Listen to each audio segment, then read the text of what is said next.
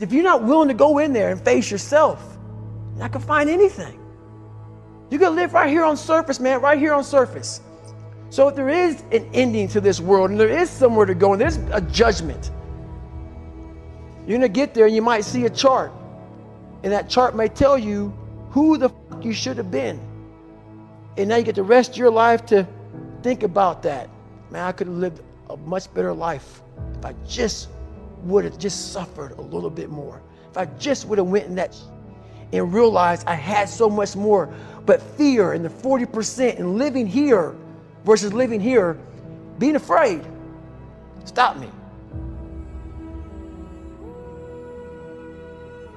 Your biggest enemy, the most important conversation you will ever have in your life is the one you have with yourself. You wake up with it, you walk around with it, you go to bed with it, eventually you're gonna act on it, whether you're good or bad. You have to, that's why the whole thing about this book I have, it's about you. It is about you. It's strictly about you finding who you are. So many people die, live 100 years, never fucking know who they are. Never know who they are. You have to look in that mirror and know there's so much more in here, man. Because I can literally right now be a 300-pound guy spraying for cockroaches still to this day if I did not look in that mirror and say, there has to be more to this. This can't be it. And then willing to go into it, dive deep into it, and give all I have to find it.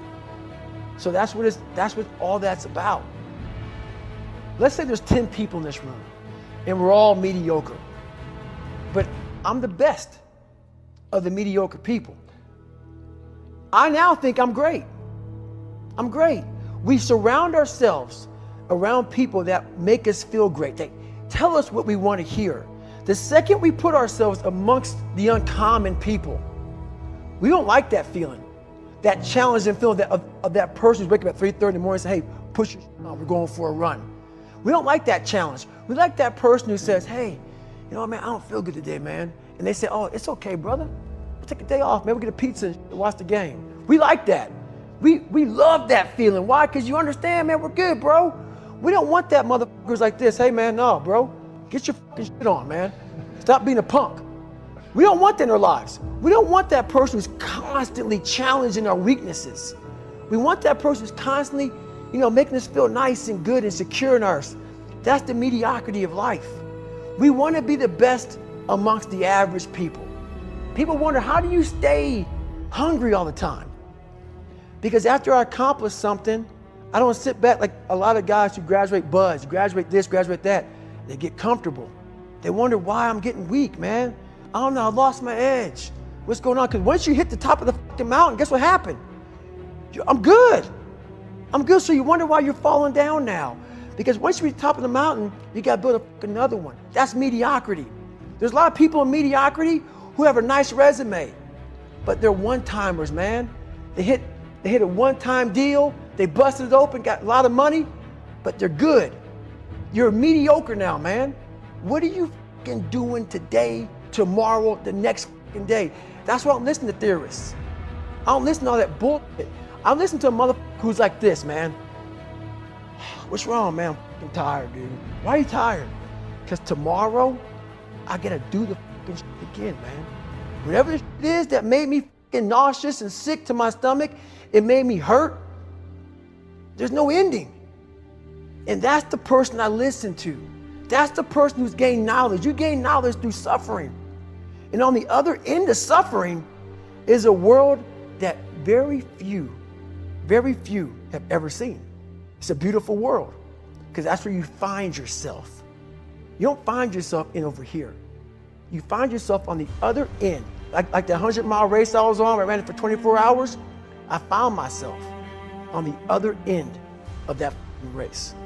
That 19 hours, I found, wow, there's a whole nother world out here that I've never even saw. But the world's in your mind. And that's what all that mediocrity is about. The mind has the tactical advantage over you at all times. At all times of your life, the mind has a tactical advantage over you. Why is that? It knows what you're afraid of. It knows your insecurities. It knows your deep, dark lies. And it starts to push you away from that. It pushes you in a direction that is comfortable. The mind controls everything.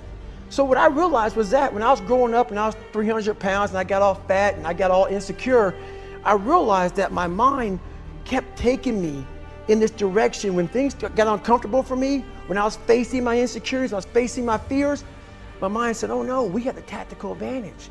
We need to get you, separate you from this feeling over here. Life's all about feelings. We want the happy feeling.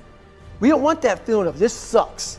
If in that moment, you can answer those up questions and you are now in charge of your brain versus your brain ruling you, that's where all that stuff comes from. So the 40% rule is all of that. You get to 40%, your brain says, we're done.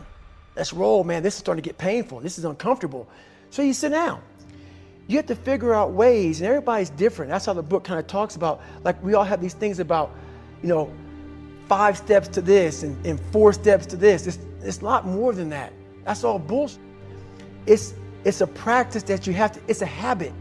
So if you know that at 40%, I'm feeling pain. At 40%, I'm feeling pain. That's where the 40% rule kicks in.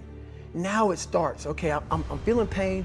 My mind's saying all this to me. It's saying, get out of here, run, flee. The fight or flight kicks in. Okay, we're done. We're not good enough. It starts telling you all these things. You start to believe it because the mind controls all. This is the time where you have to gain control back of your mind. It's okay. Let me see if I can go 45%. And once you start giving yourself more and more hope and start realizing, okay, the mind starts to be, okay, what are you doing? We're supposed to be going right and you're going left. You start then controlling your mind. Start finding more in yourself. And then it goes from 40% to a lot further than that. But that's the start of it though. Get to the spot where your mind is saying stop. Wherever that is, you gotta get there first. And then that's when that starts to work for you. You gotta control yourself in that moment.